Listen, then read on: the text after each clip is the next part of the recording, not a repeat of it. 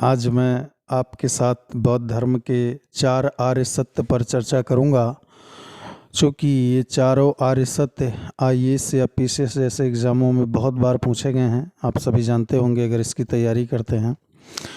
लेकिन इस 4 आर्य सत्य से पहले मैं एक दोहा आपको रामचरितमानस से स्टार्ट करूंगा। एक टाइम की बात है कि जब आप जानते हैं कि भगवान श्री राम की जो राज्याभिषेक होता है वो भी बहुत शुभ मुहूर्त में होता है, और उनकी जो शादी होती है वो भी बहुत ही शुभ मुहूर्त में महाराज वशिष्ठ के विचार से ही होती है। तो और आप जानते हैं कि दोनों शुभ मुहूर्त का लास्ट में परिणाम क्या होता है कि शादी उनकी इस तरह से बिखर गई कि माँ सीता को अधिकतर समय भगवान से अलग ही रहना पड़ा। और यदि उनके राज्याभिषेक की बात करें तो आप उसे भी जानते होंगे कि राज्याभिषेक की जगह तो उन्हें 14 वर्ष का वन मिल गया। तो जब वशिष्ठ महाराज जी से इस प्रश्न का उत्तर भरत जी पूछते हैं तो वशिष्ठ जी कहते हैं कि सुनो भरत भाभी प्रबल, बिलख कहो मुनिनाथ, लाभ हानि जीवन मरण, यश अपयश विधिहात।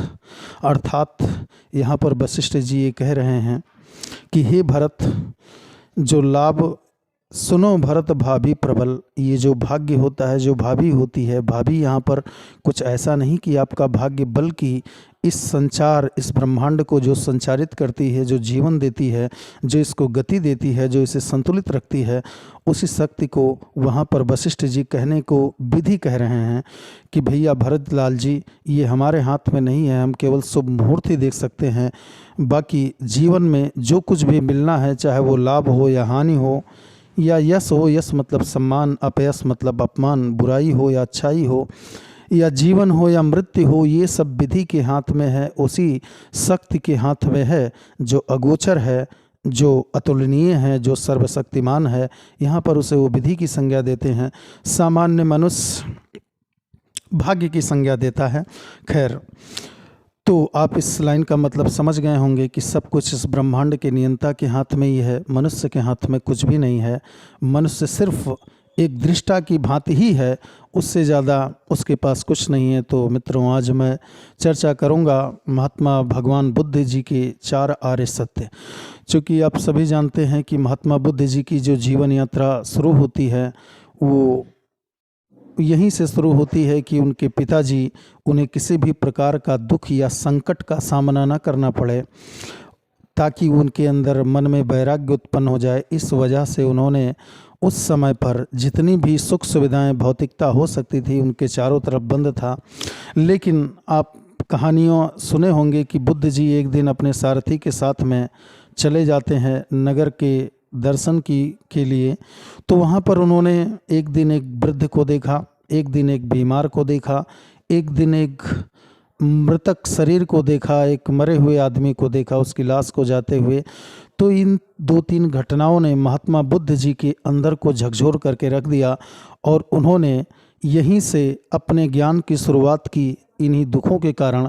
तो जब वो बोधिसत्व को अर्थात ज्ञान को प्राप्त कर लेते हैं बोध गया में, फिर वो जो ज्ञान देते हैं, अपने दर्शन, अपनी फिलॉसफी देते हैं, उसमें 4 आर्य सत्य लिखते हैं और कहते हैं कि पहला आर्य सत्य बिल्कुल वैज्ञानिक है और स्पष्ट है कि संसार में दुख व्याप्त है।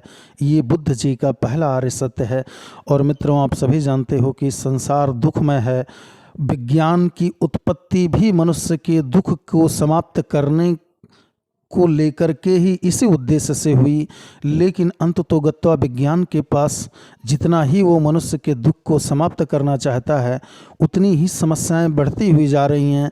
अगर विज्ञान ने कुछ बीमारियों पर विजय प्राप्त की है तो प्रकृति के द्वारा 10 या 20 या 50 या उसके ज़्यादा अनुपात में कुछ और बीमारियां मनुष्य को दे दी गई हैं।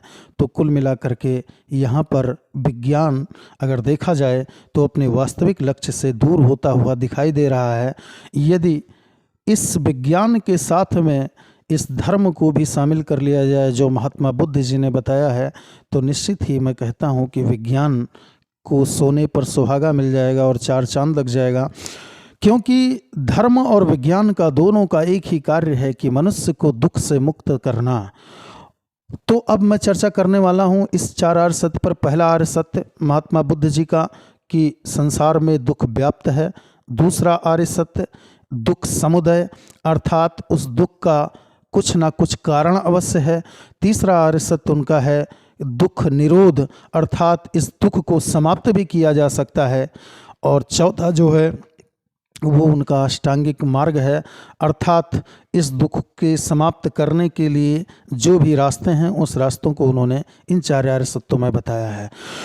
तो पहले आर्य सत्य, चूँकि IAS PCS के एग्ज़ाम में काफ़ी बार ये प्रश्न पूछा गया है और उसको 200 या 250 शब्दों में लिखना होता है, इस उत्तर की व्याख्या करनी होती है।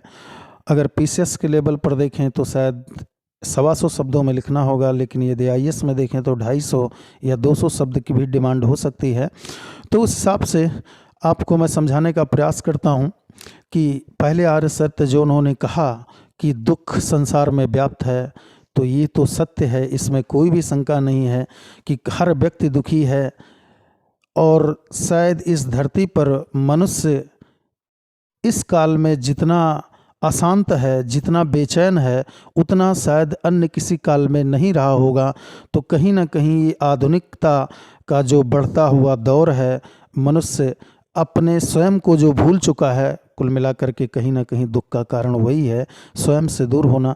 तो बुद्ध जी का जो पहला आर्य सत्य है वह वैज्ञानिक तौर पर देखा जाए, विज्ञान के हिसाब से ही तो पूरा सत्य है कि भैया इस ब्रह्मांड में दुख व्याप्त है। दूसरा जो बुद्ध जी बताते हैं कि दुख समुदय, अर्थात दुख का कोई ना कोई कारण अवश्य होता है, इस संसार में कोई भी दुख बिना कारण के उत्पन्न नहीं होता है। तो इस प्रकार से महात्मा बुद्ध जी इस दुख समुदाय के अंतर्गत 12 कारण बताते हैं, और ये कि एक दूसरे के बाद एक कारण से ही एक कार्य की उत्पत्ति होती है। तो यहाँ पर इन 12 कारणों की चर्चा करने से पहले मैं आपको बता देता हूँ कि बौद्ध धर्म का जो केंद्रीय सिद्धांत है वो है प्रतीत्य समुत्पाद। प्रतीत्य समुत्पाद का सीधा संबंध है महात्मा बुद्ध के दूसरे और तीसरे आर्य सत्य से, क्योंकि दूसरा आर्य सत्य में कारण बताया गया है और तीसरे आर्य सत्य में उस दुख के निदान की भी बात की गई है कि दुख का निदान संभव है। तो प्रतीत्य समुत्पाद से दोनों आर्य सत्य जुड़े हुए हैं। आपको कभी प्रतीत्य समुत्पाद की व्याख्या करने को आए तो इन दोनों आर्य सत्यों की आप व्याख्या आराम से कर सकते हैं। तो यहाँ पर जो ये 12 कारण हैं, यहाँ पर महात्मा बुद्ध जी पहला कारण अविद्या को मानते हैं। तो ये अगर देखा जाए तो यहाँ पर पास्ट की पहले बात करेंगे, भूत की, उसके बाद में फिर प्रेजेंट की बात करेंगे और फिर उसके बाद में फ्यूचर की बात करेंगे। तो ये तीनों कालों की बात बुद्ध जी करते हैं और इस पास्ट में 2 चीज़ें मानते हैं। वो कहते हैं दुख का मूल कारण है अविद्या। अविद्या वो दुख का मूल कारण मानते हैं और अविद्या से उत्पन्न संस्कार मानते हैं दूसरा कारण। तो भैया ये अविद्या और संस्कार पास्ट से यानी भूतकाल से रिलेटेड है, अब प्रेजेंट में और 2 यहाँ से भी रिलेटेड हैं। एक जाति है फ्यूचर का और दूसरा है जरा मरण। अब बात जो बीच में 8 बचे, ये 8 जो है प्रेजेंट से रिलेटेड हैं। यहाँ पर जगह कम है, मैं उन 8 का नाम बता दूंगा, बाकी यदि आप चाहें तो यहाँ नीचे करके लिख भी सकते हैं। अविद्या, संस्कार, तीसरा जो प्रेजेंट से है वो है विज्ञान, विज्ञान और जो अगला है वो है नाम रूप, नाम रूप के बाद में फिर है षडायतन और इस षडायतन के साथ में है फिर स्पर्श और इस स्पर्श के बाद अगर देखा जाए तो वेदना है और इस वेदना के बाद देखा जाए तो तृष्णा है और तृष्णा के बाद में अगर देखा जाए तो उपादान है, उपादान के बाद देखा जाए तो ये भव है। तो इस प्रकार मित्रों ये 12 कारण हो गए। अविद्या और संस्कार ये 2 कारण भूतकाल के हैं और विज्ञान, नाम रूप, षडायतन, स्पर्श, वेदना, तृष्णा, उपादान और भव ये 8 कारण प्रेजेंट वर्तमान काल से रिलेटेड हैं और फ्यूचर के जाति और जरा मरण ये भविष्य काल से रिलेटेड हैं। तो एक एक की मैं व्याख्या करने का प्रयास कर रहा हूँ। महात्मा बुद्ध जी ये कहते हैं कि इस संसार में जो भी दुख है उसका कारण, सबसे पहला कारण जो है वो है अविद्या। अविद्या अर्थात ज्ञान का ना होना, या फिर अगर ज्ञान है भी तो भ्रम का ज्ञान होना, सत्य ज्ञान का ना होना। ये मानते हैं कि अविद्या सभी दुखों का मूल कारण है। और इससे आप भी सहमत होंगे कि यदि आप के पास नॉलेज नहीं है तो हर जगह पर आपको दुख या संकट का सामना करना ही पड़ेगा। तो अविद्या, नॉलेज का ना होना। अब अविद्या के कारण पूर्व जन्म में व्यक्ति जो अपने कर्म को करता है, उस कर्म की जो भी छाप मनुष्य के चेतना पर पड़ती है, उसी को यहाँ पर बुद्ध जी संस्कार कह रहे हैं। अर्थात जिसे आप भाग्य कह सकते हो। एक कॉमन मैन भाग्य की बात करता है तो वो भाग्य कुछ और नहीं, संस्कार ही हैं, पूर्व जन्म के कर्म। अब वो कह रहे हैं अविद्या के कारण संस्कार उत्पन्न हुआ, व्यक्ति ने कर्म किया। अब कर्म के कारण, जो वो पिछले जन्म में कर्म किया है उसके कारण विज्ञान। विज्ञान का मतलब है कि व्यक्ति के अंदर चेतना का प्रवाह, या ये मान लो कि माँ के गर्भ में आना, या फिर चेतना का माँ के गर्भ में प्रवेश होना, यानी कि गर्भस्थ होना। और नाम रूप का मतलब है, नाम का अर्थ हुआ कि आदमी की चेतना, और रूप का अर्थ हुआ शरीर। तो माँ के गर्भ में, अब चूँकि गर्भ में आया विज्ञान, चेतना आई, इस वजह से ये मन और शरीर दोनों का निर्माण होगा।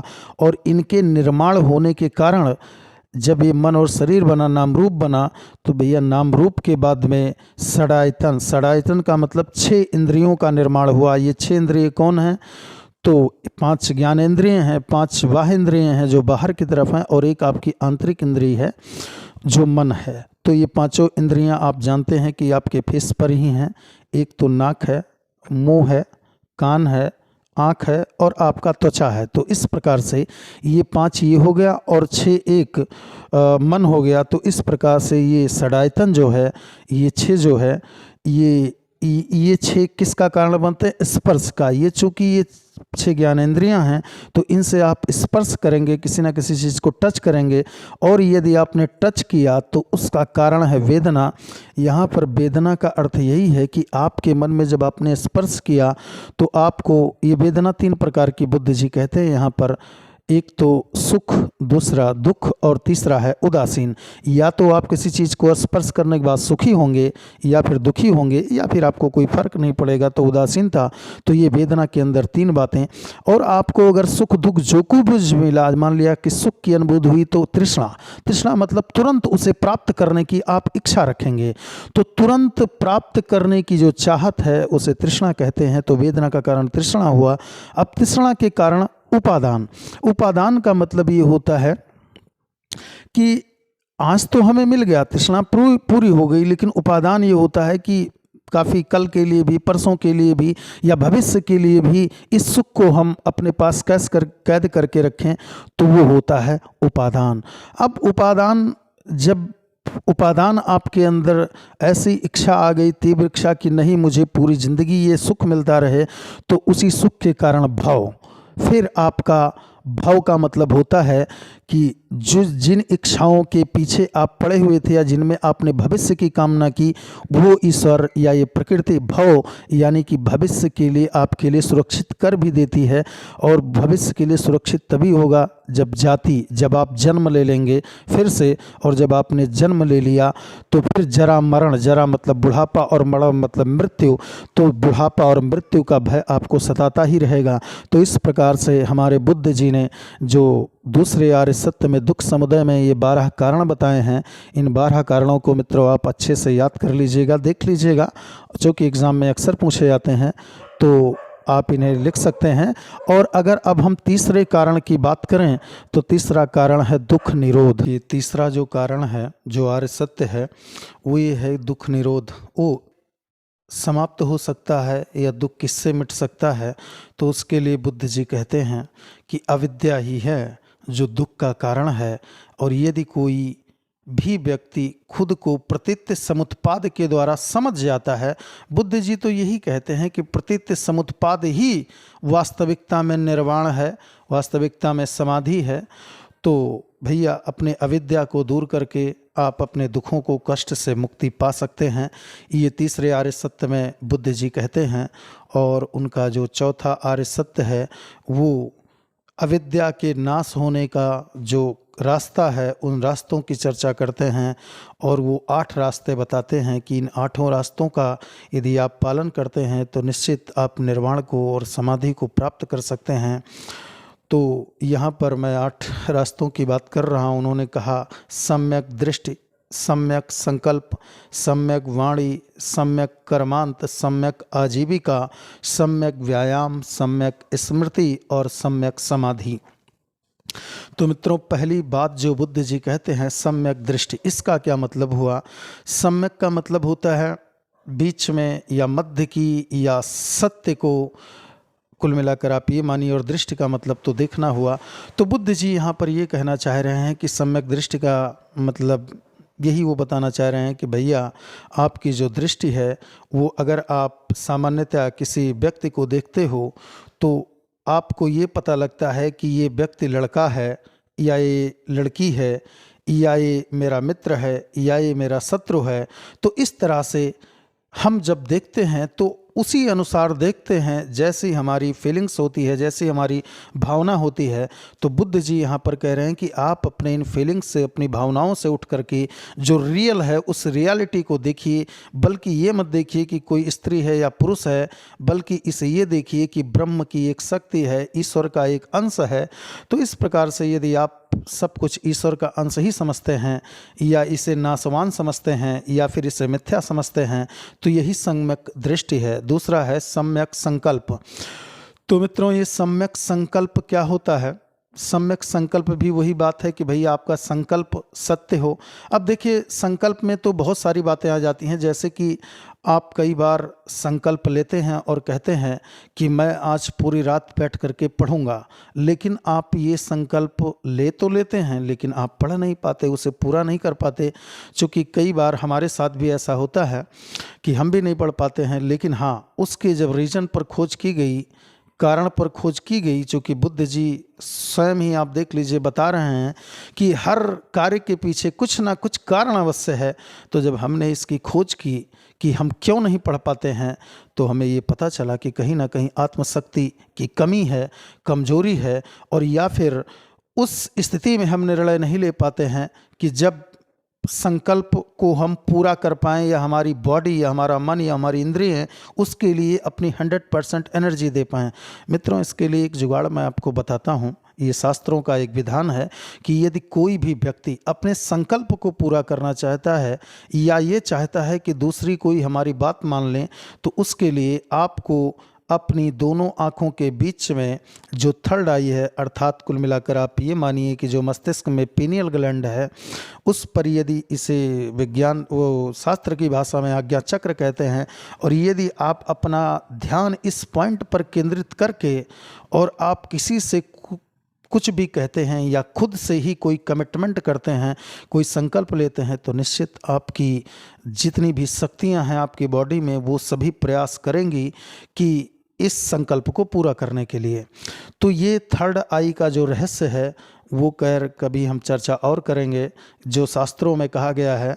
वैसे खैर अभी तो मुझे कोई अनुभव इसका नहीं है कि ये थर्ड आई नाम की क्या चीज़ होती है, लेकिन जो हमने पढ़ा है, जो मुझे अनुभव मिला है, वो मैं ज़रूर किसी दिन आपके साथ शेयर करूंगा। तो मित्रों, सम्यक संकल्प यही हो गया कि आप, अब सम्यक संकल्प का मतलब ये नहीं कि आप जो है किसी के दबाव में आकर संकल्प, मतलब आत्मनियंत्रण के साथ अगर कोई संकल्प ले आता है, कोई कमिटमेंट की जाती है तो उसे पूरा करना, तो ये सम्यक संकल्प कहलाता है। अब सम्यक वाणी, आप जानते हो कि सम्यक वाणी, वाणी का ठीक होना, वाणी का सत्य होना, वाणी का मधुर होना बहुत ही आवश्यक है, क्योंकि ये वाणी ही है जो व्यक्ति को विनाश के गर्त में ले जा सकती है या विकास के उच्चतम शिखर पर पहुंचा सकती है। मित्रों, यदि कोई नेता होता है जैसे हमारे मोदी जी, इस तरह से एक कुशल वक्ता हैं कि यदि वो अपना प्रवचन और लेक्चर देने लगें तो निश्चित तौर पर हमारे जैसे दर्शक तो मंत्रमुग्ध होकर के सोने के अवस्था में चले आते हैं, निद्रा की अवस्था में। तो ये जो वाणी की पटुता है। कुल मिलाकर के यहाँ पर बुद्ध जी यही बताना चाहते हैं कि वाणी आपकी सम्यक होनी चाहिए, अर्थात जहाँ पर जरूरी है आपके शब्दों की बस उतना ही बोलिए, अन्यथा आप बोलिए ही मत, और शब्द जो भी बोलिए वो तोल कर और सोच विचार करके ही अपनी वाणी का प्रयोग कीजिए। अन्यथा एक बाण की तरह, जिस तरह एक बाण निकल गया फिर आपके कंट्रोल में नहीं रहता, वैसे शब्द भी आपके जीवन को विनाश कर सकते हैं। तो सम्यक वाणी आवश्यक है। सम्यक कर्मांत, सम्यक कर्मांत का मतलब आप जानते हैं कि भैया कर्म ठीक ढंग से किया जाए। अपने जो भी आप कर्म कर रहे हो मित्रों, यहाँ पर आपको थोड़ा विशेष फोकस देने की ज़रूरत है, क्योंकि ये जो रास्ता है ये आपसे टच है। क्योंकि अगर हम किसी भी काम को करने के लिए प्रेरित होते हैं तो कुल मिलाकर के 100% हमारा वहाँ पर मन नहीं होता, हम अपने कर्म को, हम अपने कार्य को अंजाम नहीं दे पाते हैं।